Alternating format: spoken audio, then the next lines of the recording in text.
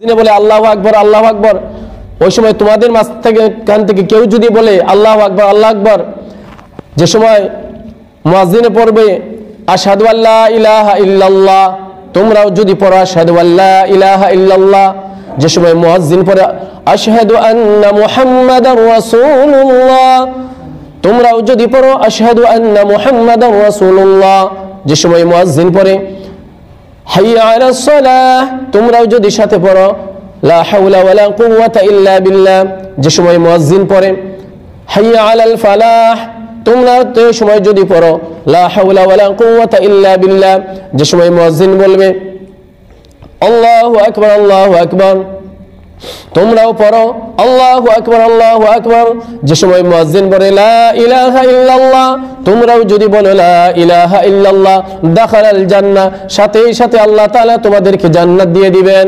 সুবহানাল্লাহ। মুয়াজ্জিন যা বললেন আপনি তাই বললেন, আপনার বলাও শেষ, উত্তর দেওয়া শেষ, আপনার জান্নাত। আল্লাহ রাসূল সাল্লাল্লাহু আলাইহি ওয়াসাল্লাম বলেছেন, মুসলিম শরীফের হাদিস, হযরত সাদ বিন আবি ওয়াক্কাস রাদিয়াল্লাহু তাআলা আনহু থেকে বর্ণিত, তিনি বলেন মান ক্বালা ইয়াসমাউল মুয়াজ্জিন, যে সময় মুয়াজ্জিনের আওয়াজ কেউ শুনে, শোনার পরে সে যদি পড়ে আশহাদু আল্লা ইলাহা ইল্লাল্লাহ ওয়া আন্না লা শারীকা লা ওয়া আন্না মুহাম্মাদান আবদুহু ওয়া রাসূলুহু রাদিতু বিল্লাহি রাব্বা ওয়া বিল ইসলামি দীনা ওয়া বি মুহাম্মাদ নাবিয়্যা, এতটুকু দোয়া যদি কেউ পড়ে মুয়াজ্জিনের আযান শোনার পরে, এই দোয়াটুকু যদি কেউ পড়ে নেয় গুফির লাহু যামবু, আল্লাহ তাআলা তার জিন্দেগীর সমস্ত গুনাহ মাফ করে দিবেন। সুবহানাল্লাহ। সমস্ত জিন্দেগীর গুনাহ তার মাফ করে দেন। ছোট্ট দোয়া, একবারে ছোট্ট দোয়া। আযান শোনা শেষ, আযান শেষ হয়ে গেল, কি দোয়া? আশহাদু আল্লা ইলাহা ইল্লাল্লাহ ওয়াহদাহু লা শারীকা লা ওয়া আন্না মুহাম্মাদান আবদুহু ওয়া রাসূলুহু রাদিতু বিল্লাহি রাব্বা ওয়া বিল ইসলামি দীনা ওয়া বি মুহাম্মাদ নাবিয়্যা, এতটুক বলা শেষ, দাখালাল জান্নাহ, আল্লাহ তাআলা আপনার জান্নাতের ফয়সালা করে দিবেন। সুবহানাল্লাহ। এই যে আমাদের তো প্রত্যেক দিন আযান হইতেছে, আমরা শুনতেছি, দোকানের মধ্যে ব্যস্ত, আলোচনায় ব্যস্ত, কিন্তু আযানের গুরুত্ব আমাদের নাই। আযানের কিন্তু গুরুত্ব আমাদের নাই। এই আযানের মধ্যে শিফায়াত আছে বুখারী শরীফের 614 নম্বর হাদিসে, যেটা আমাদের মাদ্রাসা তালিবুল ইলম প্রত্যেক মাগরিবের পরে যে পড়ে। عن جابر بن عبد الله رضي الله تعالى عنه قال قال رسول الله صلى الله عليه وسلم من قال حين المؤذن اللهم رب هذه الدعوة التامة والصلاة القائمة آت محمدا الوسيلة والفضيلة وابعثه مقاما محمودا الذي وعدته حلت له شفاعتي يوم القيامة। জাবির ইবনে আব্দুল্লাহ রাদিয়াল্লাহু তাআলা আনহু বলেন, আল্লাহ রাসূল সাল্লাল্লাহু আলাইহি ওয়াসাল্লাম বলেছেন, কোন মুয়াজ্জিন যে সময় আযান দেয়, এই আযান শুনে কোন একজন ব্যক্তি যদি পড়ে, এই দোয়াটা যদি পড়ে নেয়, আল্লাহুম্মা রাব্বা হাযিহিদ দাওয়াতিত তাম্মা ওয়াস সালাতিল কাইমা আতি মুহাম্মাদানিল ওয়াসিলাতা ওয়াল ফাদিলা ওয়া বা'সহু মাকামান মাহমুদানিল্লাযী ওয়া'আদতা হাল্লাত লাহু শাফাআতি ইয়াউমাল কিয়ামা। আল্লাহর পয়গম্বর বললেন, যে কেউ যদি এই দোয়াটা আযানের পরে পড়ে নেয়, আমি নবীর উপরে তার শাফায়াত আমার জন্য ওয়াজিব হয়ে যায়। সুবহানাল্লাহ। এই দোয়াটা পড়লেন, আল্লাহর নবী বলতেছে যে আমার জন্য ওয়াজিব, তার জন্য কিয়ামতের দিন শাফায়াত করা। এই দোয়াটা যে কেউ যদি আযানের পরে পড়ে, আবু দাউদ শরীফের 225 নম্বর হাদিসের মধ্যে আল্লাহ রাসূল সাল্লাল্লাহু আলাইহি ওয়াসাল্লাম বলেছেন, 525 নম্বর হাদিসের মধ্যে আল্লাহ রাসূল সাল্লাল্লাহু আলাইহি ওয়াসাল্লাম বলেছেন, লা ইউরাদ্দু দুআ বাইনাল আযান ওয়াল ইকামা, আযান ও ইকামতের মাঝখানের জায়গাটুকু যে সময় থাকে, এই সময়ের মধ্যে যে কোনো দোয়া করলে আল্লাহ তাবারক তাআলা কবুল করে। সুবহানাল্লাহ। আল্লাহ কবুল করে। হযরত আল্লামা জালালউদ্দিন সুয়ুতী রাহমাতুল্লাহ আলাইহি ওনার তাফসীরের কিতাবে এনেছেন আল জামিউস সাগীর মিন আহাদিসিল বাশীর ওয়ান নাযীর কিতাবের মধ্যে আনছেন, যে সময় আযান হয়, যে সময় আযান ফুতিহাত লাহু আবওয়াবুস সামা ওয়াস্তাজিবুদ দুআ, তখন আল্লাহ তাআলা 7 আসমানের দরওয়াজা খুলে দেয়। সুবহানাল্লাহ। আর যেই দোয়া মানুষে করে, সাথে সাথে আল্লাহ তাবারক তাআলা তাদের দোয়া কবুল করে। সুবহানাল্লাহ। আল্লাহ রসুল সাল্লাল্লাহু তাআলা আলাইহি ওয়াসাল্লাম বলেছেন, কেউ যদি আমার উপরে একবার দরুদ পড়ে আল্লাহ তাবারক তাআলা তার উপরে 10টা রহমত অবতীর্ণ করে দেয়। সুবহানাল্লাহ। এই হাদিসটি ওই সময় বলেছিলেন যে সময় আল্লাহ রসুল সাল্লাল্লাহু আলাইহি ওয়াসাল্লাম মসজিদে নববীর মধ্যে আছেন, থাকার পরে হযরত জিবরাইল আলাইহিস সালাতু ওয়াস সালাম আসছেন। আসার পরে আল্লাহ রসুল সাল্লাল্লাহু আলাইহি ওয়াসাল্লামকে বলেছেন, আল্লাহ তাআলা বলে দিলেন যে আপনার কোনো উম্মত যদি একবার আপনার উপরে দরুদ পড়ে তাহলে আল্লাহ তাআলা সেই আপনার উম্মতের উপরে 10 বার রহমত কি করে অবতীর্ণ করে। সুবহানাল্লাহ। আল্লাহ রসুল সাল্লাল্লাহু আলাইহি ওয়াসাল্লাম বলেছেন, একজন যে সময় আল্লাহ রসুল সাল্লাল্লাহু আলাইহি ওয়াসাল্লাম এই হাদিস যে সময় জিবরাইল আলাইহিস সালাম খবর দিলেন, এটা শোনার পরে আল্লাহ রসুল সাল্লাল্লাহু আলাইহি ওয়াসাল্লাম মসজিদে নববী থেকে বাইরে গেছেন। আব্দুর রহমান বিন আউফ রাদিয়াল্লাহু তাআলা আনহু বলতেছেন, এই হাদিসটা ইমাম আহমদ বিন হাম্বল রাহমাতুল্লাহ আলাইহি মুস্তাদরাকুল ঈমানের মধ্যে বর্ণনা করেছেন। আন আব্দুর রহমান বিন আউফ রাদিয়াল্লাহু তাআলা আনহু قال خرج النبي صلى الله تعالى عليه وسلم, আল্লাহ রসুল সাল্লাল্লাহু আলাইহি ওয়াসাল্লাম মসজিদে নববী থেকে এক খেজুর বাগানের দিকে চলে গেলেন।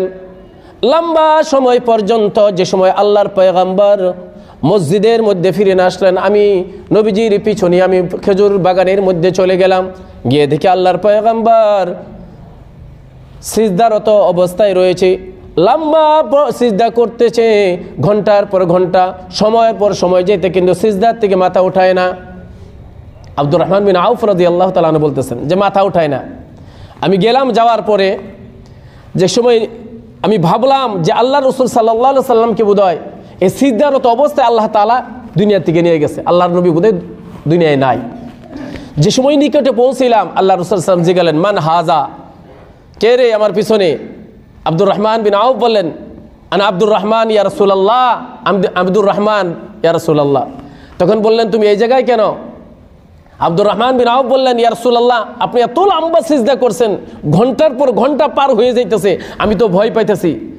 আমি ভয় পাইতেছি যে আপনি কি এই জায়গায় শেষ হয়ে গেছেন, আল্লাহ তাআলা কি আপনাকে দুনিয়ার মধ্যে থেকে নিয়ে গেল নাকি, আপনি উঠতেই আছেন না, আমি ভয় পাইতেছি।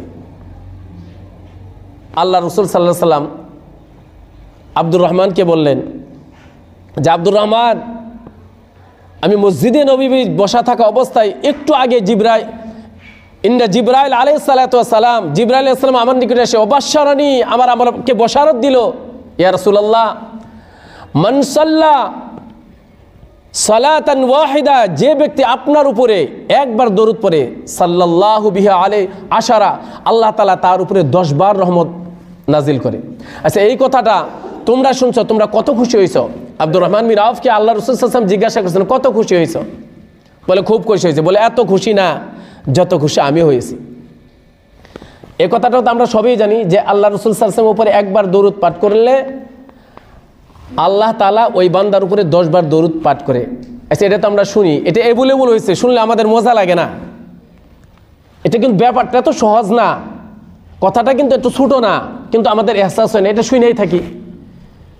আল্লাহ রাসূল সাল্লাল্লাহু আলাইহি ওয়াসাল্লাম বললেন, আব্দুর রহমান, দেখো আমার উম্মতেরা আমি নবীর উপরে দরুদ পড়ে, আর এই জন্যে আমার রব সে বান্দার উপরে 10 বার রহমত পড়ে। আমি এত খুশি হয়েছি, এত খুশি হয়েছি, মসজিদে নববীর মধ্যে যদি আমি সিজদা করি তাহলে তোমরা আমাকে ডিস্টার্ব করবা, যার জন্য আল্লাহকে খুশি করার জন্যে আমি খেজুর বাগানের মধ্যে আসছি, যাতে মন খুলে আল্লাহর শুকর আদায় করতে পারি। আল্লাহর শুকর আদায় করার জন্যে এই জায়গায় আমি চলে আসছি, আর লম্বা সিজদা আমি আল্লাহর জন্য করছি, আমি এত খুশি হয়েছি। সুবহানাল্লাহ। আজানের মধ্যে কি নাই? আল্লাহ তাআলা আজানের মধ্যে সব কিছু রেখেছেন। একজন সাহাবা আসছেন দেহাতি, আয়েশা বলতেছেন, আন্না রাজুলান ক্বালা ইয়া রাসূলুল্লাহ ইন্নাল মুআজ্জিন ইয়াফযিলুনানা। একজন দেহাতি আসছেন, আয়েশা বলতেছেন, ইয়া রাসূলুল্লাহ, সমস্ত মুয়াজ্জিনরা আমাদের থেকে উচ্চ পর্দায় চলে যাইতেছে, অতিক্রম করে যাইতেছে তার আমলের মধ্যে, তারা আজান দেয়, তাদের বিষয় তো আপনি বলেছেন তাদের গর্দন সব থেকে কিয়ামতের দিন লম্বা হবে, তাদের ফজিলত বহুত বেশি, কিন্তু আমরা তো আজান দিতে পারি না, আজান তো সবাই দেয় না, সবারই চান্স নাই, তাহলে কি উপায়? আল্লাহ রাসূল সাল্লাল্লাহু আলাইহি ওয়াসাল্লাম বললেন, কুল কামা ইয়াকুলুন, তুমি ওই কথাগুলাই বলো যে কথাগুলা মুয়াজ্জিন বলে, অর্থাৎ মুয়াজ্জিন যে আজান দেয় মুয়াজ্জিনের সাথে সাথে ওই কথাগুলা তুমি বলো। ফাইদিন তাহাইতা, যে সময় মুয়াজ্জিনের আজান শেষ হয়ে যায়, সাল, তুমি চাও আল্লাহর কাছে, তুতাহু, সাথে সাথে আল্লাহ তাআলা তোমার দোয়া কবুল করে ফেলে নিবে। সুবহানাল্লাহ। কোনো কথা নাই, তুমি মুয়াজ্জিনের সাথে সাথে তুমি পড়ো, তারপরে যে সময় আজান শেষ হয়ে যায়, তোমার জবাব শেষ হয়ে যায়, তখন তুমি আল্লাহর কাছে দোয়া চাও, আল্লাহর কাছে চাও, আল্লাহ তাআলা তোমার দোয়া কবুল করবে। এরকম না তোমার দোয়া কবুল করবে না। তুমি পেরেশানিতে আছো, তুমি আল্লাহর কাছে দোয়া চাও। তুমি ঋণে আছো, আল্লাহর কাছে দোয়া চাও। তুমি বেমার আছো, তুমি আল্লাহর কাছে দোয়া চাও। তুমি সফরে আছো, তুমি আল্লাহর কাছে দোয়া চাও। তুমি মুসিবতে আছো, তুমি আল্লাহর কাছে দোয়া চাও। আল্লাহ তাআলা কি করবেন? দোয়া কবুল করবেন। এই যে আজানের মধ্যে তাহলে শিফায়াত আছে, আল্লাহর রহমত আছে, তারপরে মাগফিরাত রয়েছে, আল্লাহ তাবারক তাআলা দোয়া কবুলও করবেন। এই আজানের শব্দ যদি আমরা শুনি, এর জবাব যদি আমরা দেই, দেওয়ার পরে যদি আল্লাহর কাছে আমরা দোয়া চাই, আল্লাহ তাআলা কবুল করবেন। কিন্তু আমরা আজানের গুরুত্ব আছে কি গো? আছে কি গো? নাই।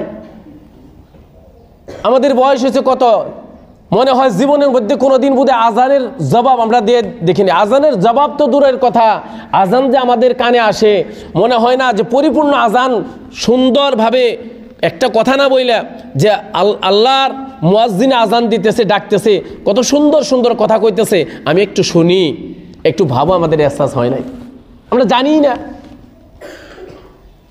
আজান এর মধ্যে কত বড় নিয়ামত আল্লাহ তাবারক তাআলা আল্লাহ রাসূল সাল্লাল্লাহু আলাইহি ওয়াসাল্লাম দিয়েছেন, দেখেনছে এক একটা হাদিস।